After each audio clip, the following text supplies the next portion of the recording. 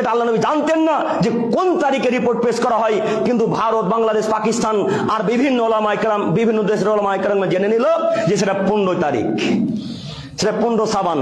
তাই আমাদের ভারতের আলেমেরা, বাংলাদেশের আলেমেরা, পাকিস্তানের আলেমেরা আর ইত্যাদি ইত্যাদি দেশের আলেমেরা জেনে নিল যে 15 সাবান রোজা রাখতে হবে। তাই এরা সবাই, লালগড়ার মানুষ, জঙ্গিপুরের মানুষ, সারা পৃথিবীর মানুষ 15 সাবানের দিন সারা রাত্রি সালাত আদায় করে। এই বেটা কিয়ামত পর্যন্ত এক ওয়াক্ত সালাত আদায় করেনি, কিন্তু 15 সাবানের দিন ঠিকই সালাত আদায় করে। কথা মিলল না মনে হয়? কথা কি আপনারা বুঝতে পারছেন?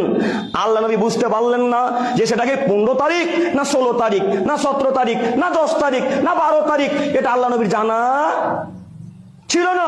কিন্তু ভারতের আলেম, পাকিস্তানের আলেম আর বাংলাদেশের বিখ্যাত বিখ্যাত যারা আলেম নিজেকে দাবি করে, তারা মনে করেন এটা 15 সাবান।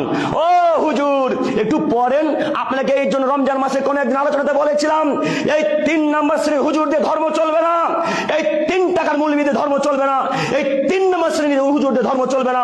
ধর্ম একজনের কথাতে চলে, তার নাম মুহাম্মদ সাল্লাল্লাহু আলাইহি ওয়াসাল্লাম। তিনি যা বলেছেন সেটাই চূড়ান্ত, তিনি যা বলবেন সেটাই ঠিক। এই হুজুরের বিদ্যা বাতিল, এই হুজুরের বিদ্যার মুখে লাথি মেরে দিয়ে রাসূলের বিদ্যাকে গ্রহণ করে নিতে হবে। 15 সাবান রোজা রাখা বেদাত, 15 সাবান রোজা রাখা বেদাত, 15 সাবান রোজা রাখা বেদাত। কেউ যদি শুধু 15 সাবান রোজা রাখে নিশ্চিত পাপ হবে, অবশ্যই পাপ হবে, অবধারিত পাপ হবে, নিশ্চিত পাপ হবে। আল্লাহ নবী শুধু 15 সাবান রোজা রাখেনি। যদি কেউ রোজা রাখবো মনে করে, তাহলে তাকে 15 সাবান রোজা রাখতে হবে না, পূর্ণ মাস রোজা রাখেন।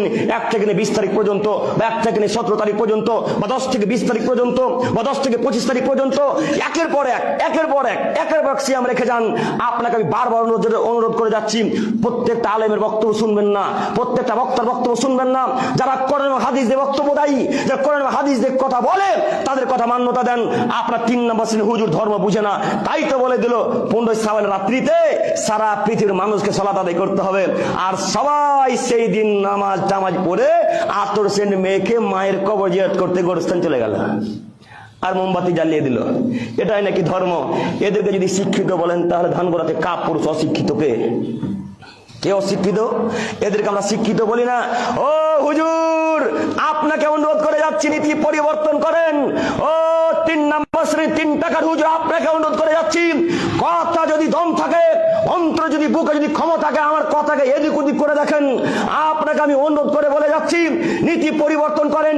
একটু পড়াশোনা করে মেম্বারে দাঁড়ান, একটু পড়াশোনা করে খুদ বাঁধার চেষ্টা করেন, একটু পড়াশোনা করে জালসার আলোচনাতে যান, একটু পড়াশোনা করে জাতির সামনে কথা বলার চেষ্টা করেন। এমনিতে জাতিকে ধ্বংস করিয়েন না, এমনিতে জাহান্নাম কিনিয়েন না। আপনাকে অনুরোধ করে যাচ্ছি, নীতি পরিবর্তন করেন। 15 সাবান রোজা রাখা যায় না, কেউ যদি রাখবো মনে করে, তাহলে 10 থেকে টানা 10, 20 তারিখ বা 17 তারিখ পর্যন্ত রাখতে হবে।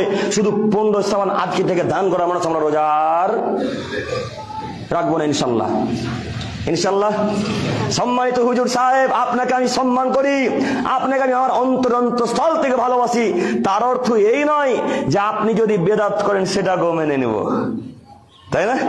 তার অর্থ এই নয় যে আপনি যদি হারাম কাজ কর্ম করেন সেটাও মেনে নেব। সম্মানিত এলাকার শিক্ষিত মানুষ, আপনাদের প্রতি আমার আহ্বান এতটুকু যে 15 সাবানের দিন হালুয়া রুটির মুখে আজকে লাথি মেরে দেবো ইনশাল্লাহ। পারবেন না? পারবেন না? না পারা উচিত। 15 সাবানের দিন নরম খাদ্য তৈরি করার মুখে আজকে লাথি মেরে দেব। 15 সাবানের দিন আমরা খাদ্য তৈরি করা বন্ধ করে দেব। আরে 15 সাবান কেন হালুয়া রুটি তৈরি করবো? 10 সাবান করো, 11 সাবান করুন না কেন? 9 সাবান করেন, আজকে করেন না কেন? আপনি কেন 15 সাবানকে নির্দিষ্ট করলেন? কেন করলেন? হাজারো মানুষের ধারণা যে 15 সাবানের রাত্রিতে আল্লাহ ভাগ্য পরিবর্তন করে। নাউযুবিল্লাহি মিন যালিক। আল্লাহ তাআলা বলছেন, আমি রমজান মাসে কাদারের রাত্রিতে ভাগ্যকে পরিবর্তন করি। আর এই হুজুর 3 নম্বর শ্রেণীর 3 টাকার মৌলবী সাহেব বলে দিল যে 15 সাবান ভাগ্য পরিবর্তন হয়। তাই সবাই সেদিন কাজকর্ম, মাঠের কাজকে বন্ধ করে দিয়ে সবাই রাত্রে বেলায় আল্লাহকে ডাকতে শুরু করলো। জিন্দেগিতে এক ওয়াক্ত সালাত আদায় করলে 15 সাবান আল্লাহকে ডেকে মন জয় করবে। এটা ধর্ম? এটা আমাদের ধর্ম নয়, এটা হুজুরদের ধর্ম। মুহাম্মদ সাল্লাল্লাহু আলাইহি ওয়াসাল্লামের এটা নীতি নয়। মুহাম্মদ সাল্লাল্লাহু আলাইহি ওয়াসাল্লামের নীতি হলো শাবান মাসে বেশি বেশি সিয়াম পালন করা। মনে থাকবেন ইনশাআল্লাহ? থাকবে ইনশাআল্লাহ? ইনশাআল্লাহ। আল্লাহ তুমি আমাদেরকে বোঝার তৌফিক দান করো। সকলে বলি আমিন।